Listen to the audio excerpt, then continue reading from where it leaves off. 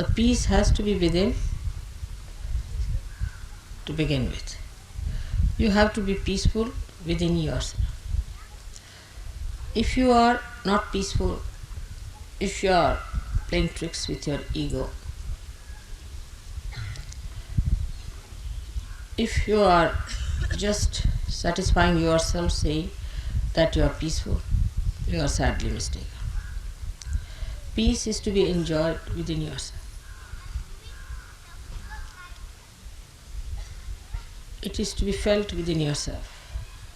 So do not give wrong satisfactions to yourself. Do not give false notions to yourself. Don't cheat yourself. Peace has to be felt within yourself. And if you are not feeling that, you shouldn't come and ask me, Mother, why am I not feeling? Because I am not going to tell you that's something wrong with you. You have to work it out that you should feel peaceful within yourself. It is not that if you have too much of silence outside, you feel peaceful. The peace has to be within yourself. You have it. Your spirit is absolutely peaceful, avyagra, without restlessness. There is no restlessness in your spirit. Absolutely peaceful and steady. It is for you to feel it. It is not for anybody else to certify you. This is one thing. Secondly, when I am telling you something, you think I am not telling you. It doesn't register in your brain. You think I am telling it to XYZ but not to you. You are not in it. That's another sign there is no peace. Because there is no peace, there is no registration. Whatever goes into your head, that is going to work out. But what I find that people have concave personalities. Then they receive it. Those who have convex personalities do not register anything. The registration is so poor that whatever I say doesn't have any effect on them. Otherwise, whatever I say is a mantra. It should have direct effect on you, and you should feel that effect, that penetration within you. But as if it is for somebody else, as if it is not for you.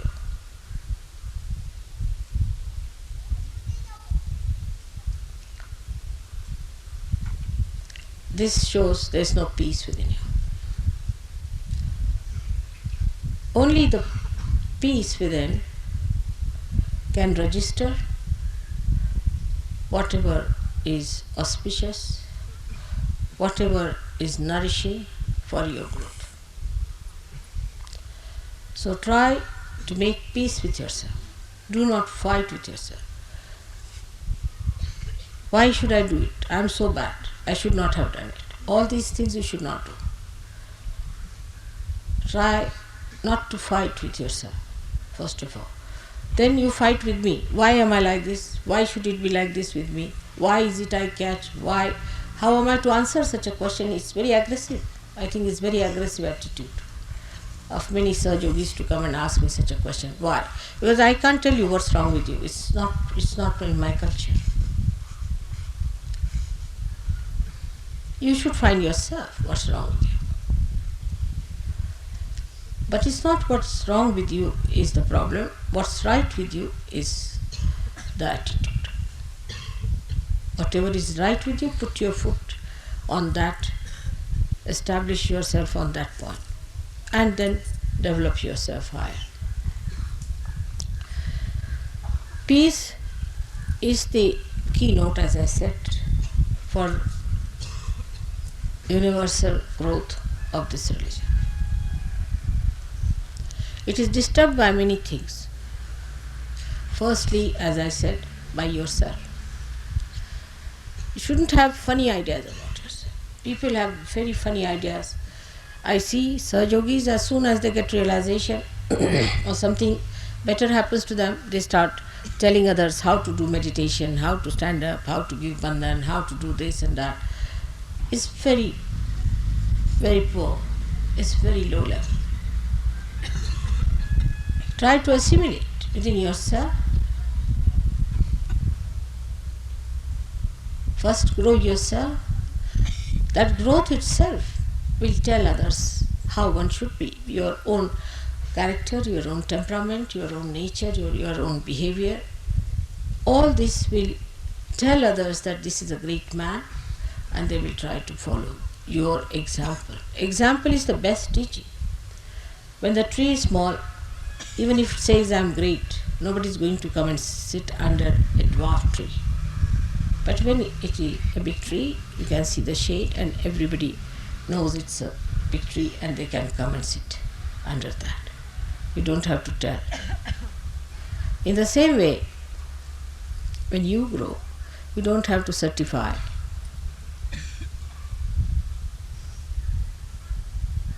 That I am great. It just works. Now the peace within expresses first of all peace with others. That is the first sign of manifestation of peace. Such a person doesn't use harsh words, doesn't use cruel words. But he is also not a person who is ineffective. He is very effective using very sweet and nice words. Maybe he begins by using harsh words, then he mellows down and comes down to a position where he is effective as well as he is very mild and sweet. Such a personality has to be developed outside. So, peace with your friends, peace with Sahajogis. If you cannot be peaceful with Sahajogis, then you are no good, absolutely no good. When you meet another Sahajogi, you can't bark like dogs at each other, can you? You leave 3 Sahajogis together, they end up with a big barking system. They can't manage within themselves. If there are 100, then it's all right. But you can't leave 3 and 4 here and there. So the peace should be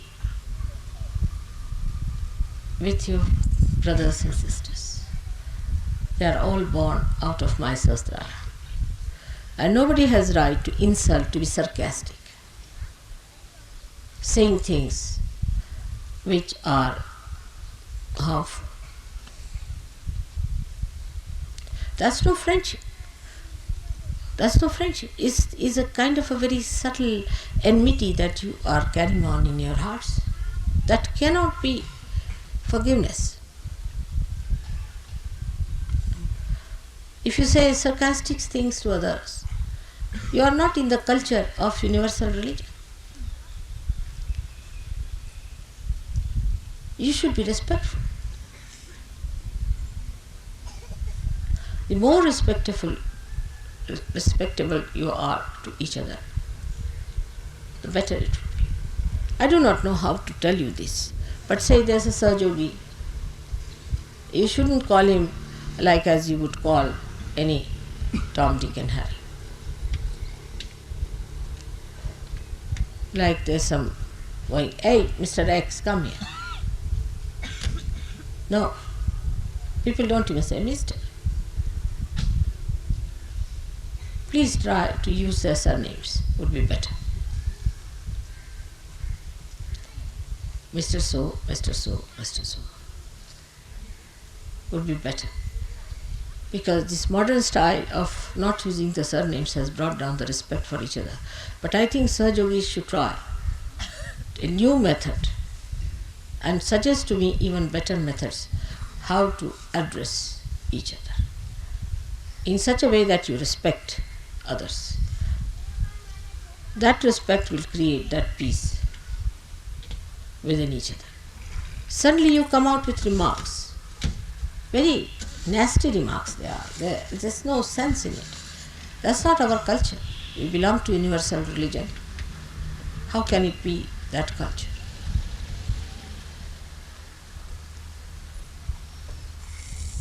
So when you try to be peaceful with your brothers and sisters, try to be extremely respectful. When you write letters to each other, say, my dear brother in Sahaja Yoga, such and such. I have seen all communists do that. Anybody who belongs to any party does that. It's a kind of respect they have. You can't talk like street people and ordinary people, because you are really extraordinary. And all that is extraordinary has to be expressed through you.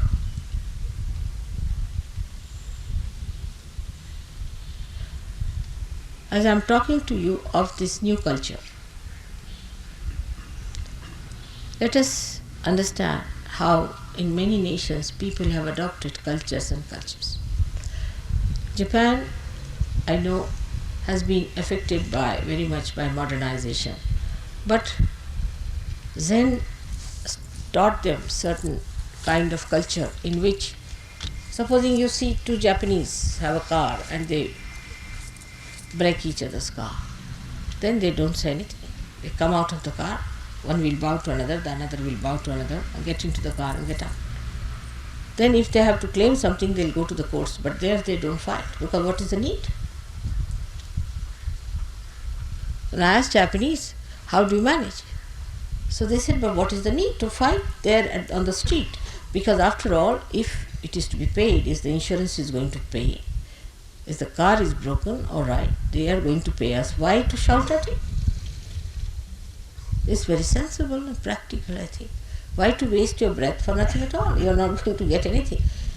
But I have known people who drive and they are abusing every person who comes across on their driving. Really, it's a cursed life, the way some people drive. And the same way they drive in their own lives. All the time cursing this, that one is like this one is bad, that one is doing like that.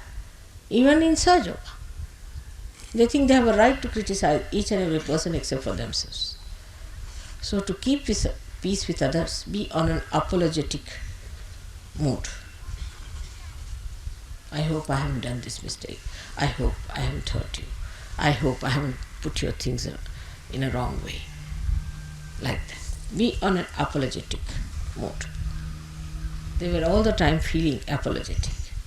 You see, in Indian culture we have something very great. As Japanese, I had told you that we are more on the apologetic style.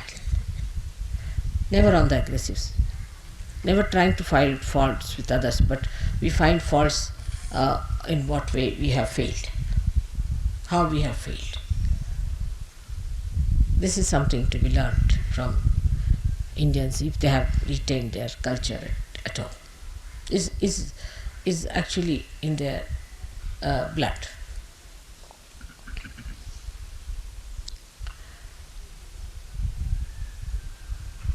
So that is how our culture is going to be such that we will express complete peace within ourselves.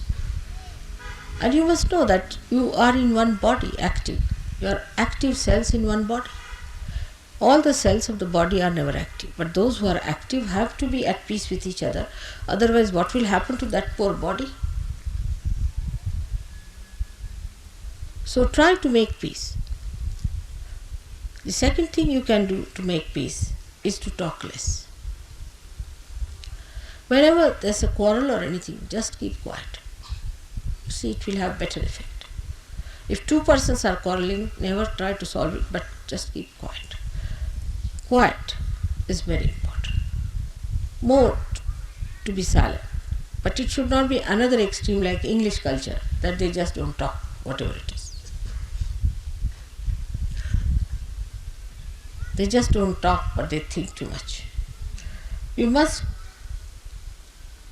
keep quiet with the feeling that may God bless these people some sense.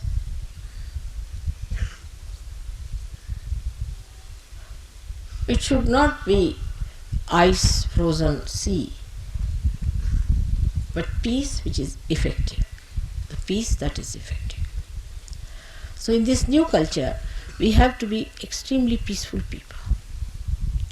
And that peace should be expressed on your faces. People should understand that you are peaceful.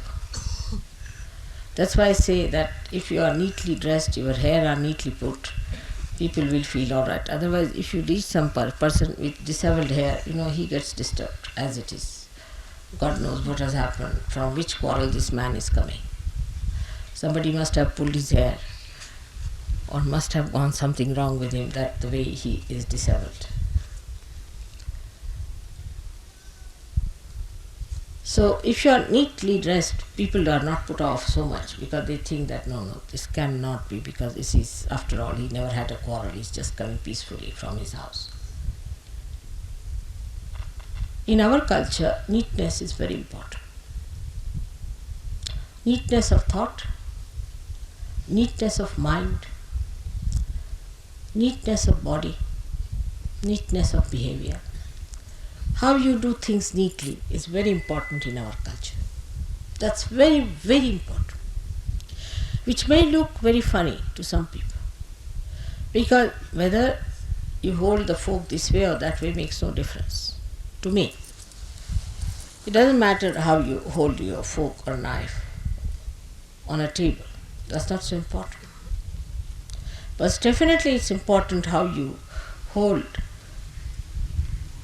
the arti, how you hold the puja things, how you hold my photographs, how you hold the things that belong to other Sahajogis, how you respect the things that are auspicious. So that's what one has to have within yourself, the neatness of piousness, of auspiciousness, of holiness. That is to be done with very great care and understanding, and with that weight of auspiciousness you should walk. With that weight of auspiciousness. You are auspiciousness walking on this earth, yourself.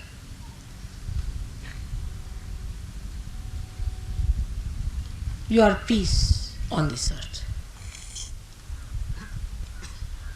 But the way peace is put into this vessel has to be clean, has to be neat, and has to be placed in such a way that nothing spills out.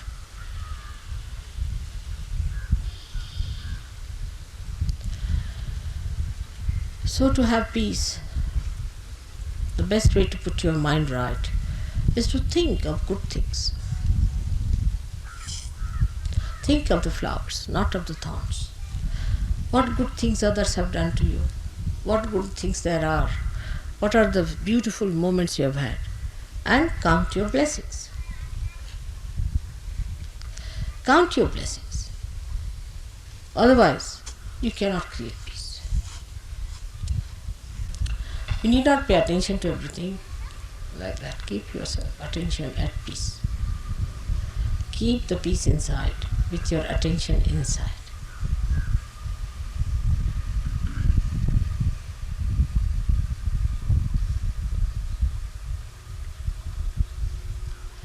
Actually, if you really allow all my words to go inside your brain, I'm sure I'll achieve the results. But with the convex mind, it's very difficult. Just suck in.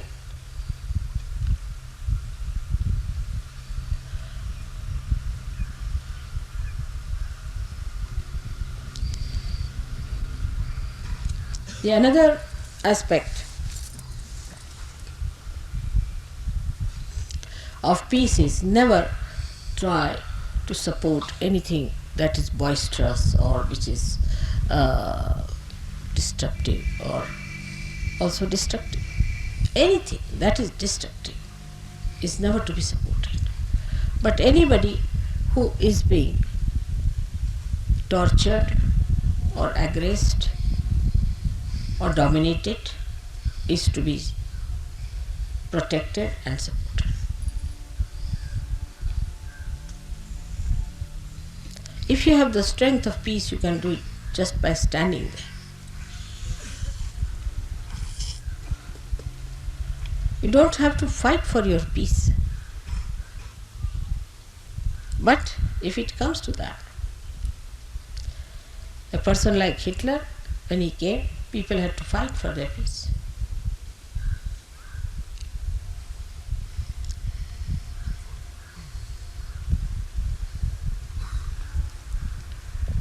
Now, the second part of our culture has to be bliss.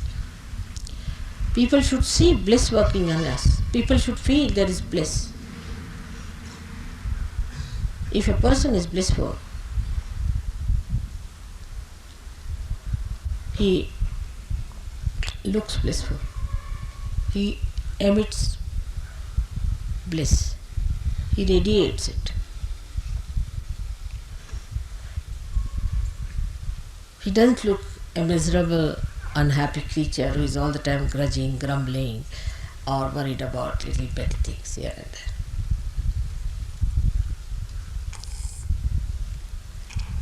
And nobody has right to disturb anybody's bliss.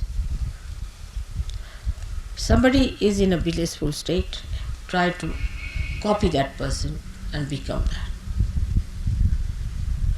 But people get jealous of such people who are blissful and try to disturb. That's why so many saints were tortured, because they are so blissful and happy people. We have to enjoy our bliss within. That's important. Perhaps you are not aware of the bliss that you have. Not at all aware. Never before there were so many people who got realization. Never before in the history that Adishakti herself came on this earth to solve your problems. Never before that people of very ordinary effort, of very little seeking,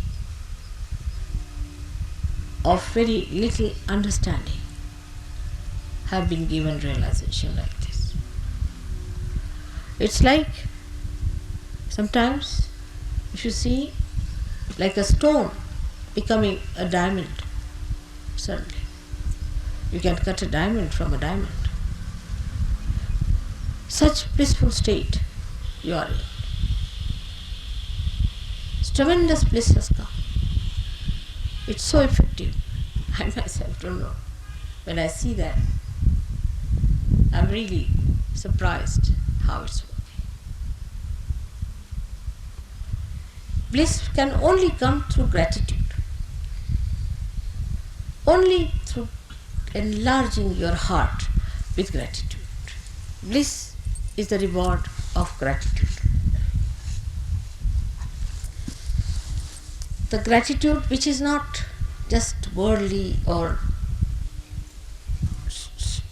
just spoken lip service, but is from the heart. Is from the heart, the gratitude of the heart.